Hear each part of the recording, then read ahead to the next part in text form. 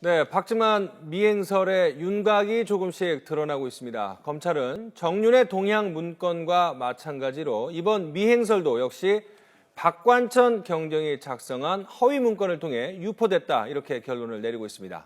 정윤의 문건 그리고 박지만 미행설 이 모든 배우가 박관천 경정이라는 것입니다. 자, 경정, 이 경찰의 중간급 간부인 박관천 경정의 조작, 소설로 대한민국이 뒤흔들고 있다, 뒤흔들렸다. 검찰의 잠정 결론입니다. 정윤의 국정개입 보고서 작성을 했고 그 보고서 유출도 시켰고 박지만 회장 미행 문건도 작성을 했다. 이것이 모두 박관천이 배후가 이렇게 설명을 하고 있습니다. 자, 박지만 미행설 유포 경로 좀 더 자세히 알아보죠. 먼저 박관천 경정이 보고서를 작성을 하고 이 박지만 회장의 측근으로 알려져 있고 옛 비서로 알려진 전무 씨에게 건넸습니다. 이 전무 씨는 박지만 회장에게 이런 사실을 알렸습니다. 그래서 박지만 회장도 자신의 미행설이 시중에 떠돌고 있다는 것을 알고 있고 검찰 조사에서 여기저기서 특히 이런 보고서를 통해서 접했기 때문에 미행을 하고 있다는 강한 의심을 했다라고 얘기를 했습니다. 이런 가운데 지난 3월에 시사저널이 정윤회 씨의 실명을 박아서 미행설을 처음으로 보도를 하게 됐습니다.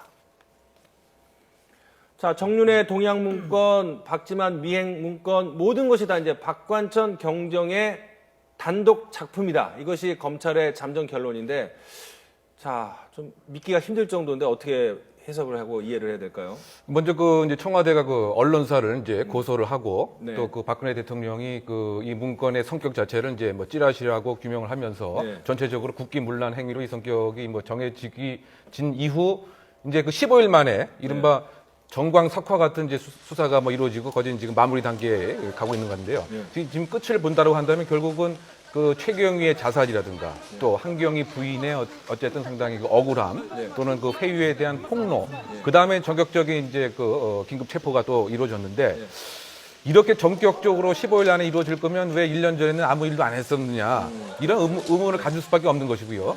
그러다 보니까 뭔가 석연치 않은 점을 부인할 수가 없는 것이고 원론적으로 우리가 정보 보고서를 작성하고 배포를 할 때는 정보의 순환이라고 하는 것이 있습니다. 그 얘기는 뭐냐면 일단 정보가 필요한 사람이 정보 요구를 하고 그다음에 정보 생산자가 결국은 첩보 수집을 해서 정보라고 하는 것으로 분석을 했고 난 다음에 다시 사용자에게 배포를 하는 이와 같은 이제 순환 과정을 거친다고 하는데 지금 얘기는 그렇다라고 한다면 정보 생산자 박경정이 모든 것을 셀프로 한 것이다. 이러기에는 우리가 정보학적 관점에서도 무엇인가 이건 정말 석연치 않은 점이 있기 때문에 오히려 이 정광석화 같은 수사 이 자체가 끝이 아니고 또 다른 의혹과 궁금증에 대한 시작이 아닌가 그런 평가가 가능하다고 보입니다.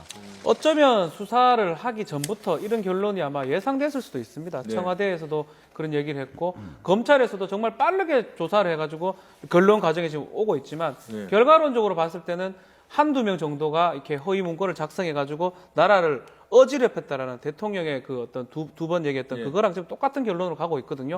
그 사람은 이제 어떻게 보면 중간 간부지만 경찰 한 명한테, 한두 명한테 모든 걸 돌리고 있는 상황이고 검찰이 만약에 이제 예컨대 수사락하는 좀 의지가 있는데 그 의지락하는 걸 하기에는 청와대 압수수색 같은 것도 사실 어려운 상황이고 그러니까 처음부터 한계가 정해진 어떤 수사가 아니었나 생각이 듭니다. 자, 그러니까요. 이 모든 것을 기획하고 실천에 옮긴 사람은 박관천 경정이고 외부로 또 유출시킨 사람은 얼마 전에 자살한 최모 경이다.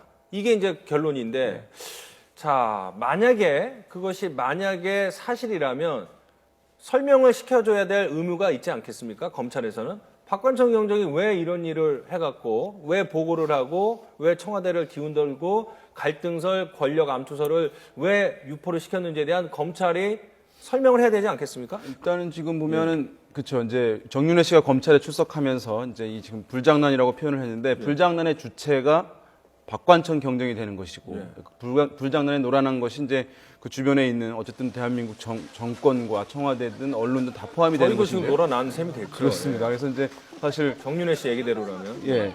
근데 박관천 경정이 이제 이렇게 보면은 권력 암투를 암시하는 것들 얘기를 보고서를 올리고 또 대통령의 동생에 대해서 보고서를 또 만들고 했다는 것은 개인의 어떤 특정한 목적 함수가 있어야지 가능한 것이거든요. 어떤 의도가 있었던 것이든가 그것이 없이 없는 사실을 아무렇지도 않게 만들어서 보고했을 일은 사실 상식적으로 납득이 되지 않는 부분이 있거든요. 그래서 어떠한 이제 이것을 했을 때 본인에게 보상이 있다거나 아니면 이것을 해도 된다고 하는 확신이 들었다거나 또는 그것을 통해서 뭔가 얻을 게 있다는 기대감이 있어야지 이제 이러한 행위들을 할 수 있을 것인데 그러한 의혹은 이제 지금 상황에서 의혹이 이 부분에 있는 것인데 이 부분은 전혀 이제 밝혀지지 않은 상황에서 단지 그 행위 자체만 박관천 경쟁에게 책임을 묻겠다라고 한 것이니까 국민들이 가지고 있던 또 수사 과정에서 이루어졌던 추가된 증폭된 의혹들 이것들은 전혀 해소되지 못하고 오히려 이제 미완으로 남고 뭔가 문제가 있다는 인식으로 남을 수밖에 없는 그런 상황이죠.